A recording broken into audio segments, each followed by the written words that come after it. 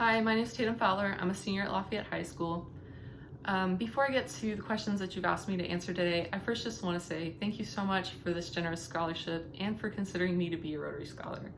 I'm so honored to represent my school in Fayette County, and I'm excited to show you that your investment in my education is worthwhile. So, as we all know, the COVID-19 pandemic has hit certain vulnerable populations especially hard.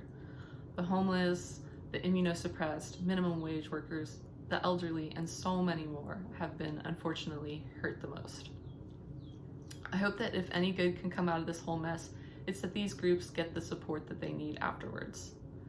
I believe that the Lexington Rotary Club has a unique position to be able to assist the elderly community right now. We all know that senior citizens are at the greatest risk, and nursing homes and assisted living centers are taking those actions to keep their residents protected. No one's going in and out. It's completely like locked down, no family. And this is for the good of the people inside. But with a lower morale, people are less likely to fight. I believe that one of the reasons I got lucky enough to meet my two great-grandmothers is that they had constantly people and friends and family coming in and out. I think that's why they made it to 98 and 99. So I think the Rotary Club can get kids from all different levels of schools to write letters and cards and jokes and do parades past windows. And why the Rotary Club can do this is because you all have a hand at each level.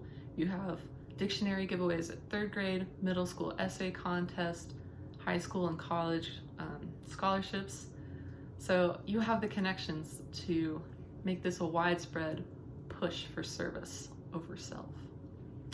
I think that my biggest accomplishment this year has been finding an internship at the University of Kentucky.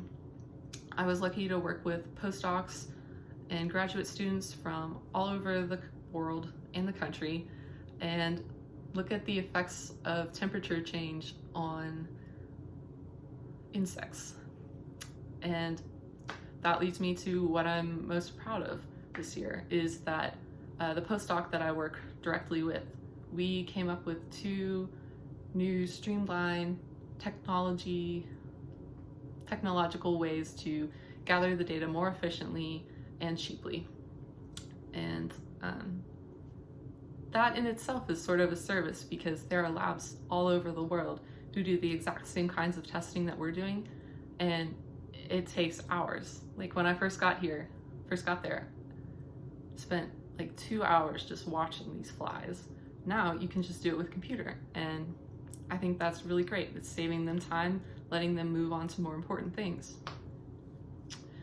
As for life after college, I'm not really sure where I'll end up. I'm a take each day by itself type of person. I'm about the journey, not necessarily the destination. But if I continue to stick with environmental studies as I plan to now, I could see myself working in city government, developing parks, or working on wastewater management. That's something I find really interesting. But at the same time, I could also see myself working in soil restoration and sustainable agriculture. But no matter where I end up, I know that it'll be working for our environment to be more sustainable and to continue the conservation efforts of those before me. I do, at some point, believe that I will come back to Lexington and settle down with a family. I'm not sure what that will look like, but I've seen how happily Lexington has made my family and how happy it's made me, and I think this is where I'll end up. Maybe I'll even join the Rotary Club. Anyway, thank you so much for your time, and thank you again for this generous scholarship.